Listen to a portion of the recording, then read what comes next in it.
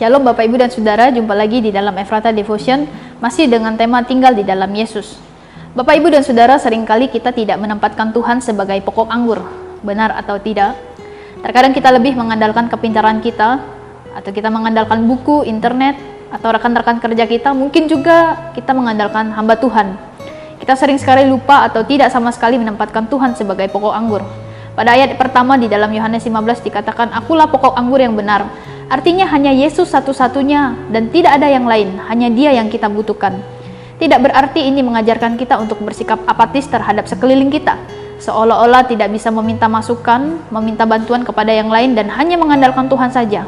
Tetapi yang dimaksud di sini adalah dasar hidup kita itu sepenuhnya kepada Tuhan. Kalau bahasa tingginya itu ultimatum atau pernyataan terakhir, Tuhan sebagai dasar hidup kita. Bapak, Ibu, dan Saudara, ada seorang Mr. Boldin, dia adalah seorang akrobatik.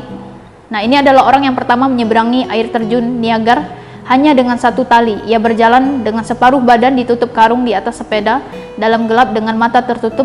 Ia juga membawa kompor dan memasak telur di atas tali. Dan orang banyak takjub dan sangat antusias kepadanya. Mereka juga percaya bahwa Mr. Boldin dapat melakukan segalanya di atas tali itu.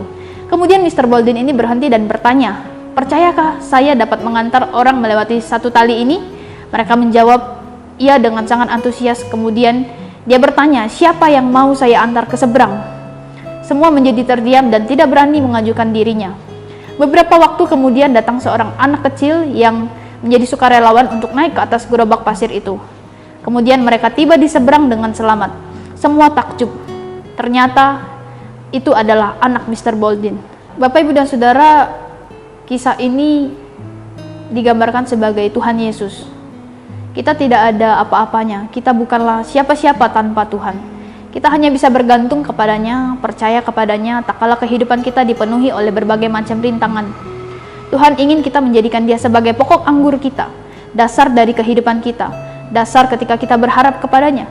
Sekalipun kita hebat dalam berkhotbah, mungkin kita hebat dalam melayani, kita banyak talenta, tetapi itu hanya menyenangkan telinga dan orang-orang, tapi tidak pernah mendarat di dalam hati kita.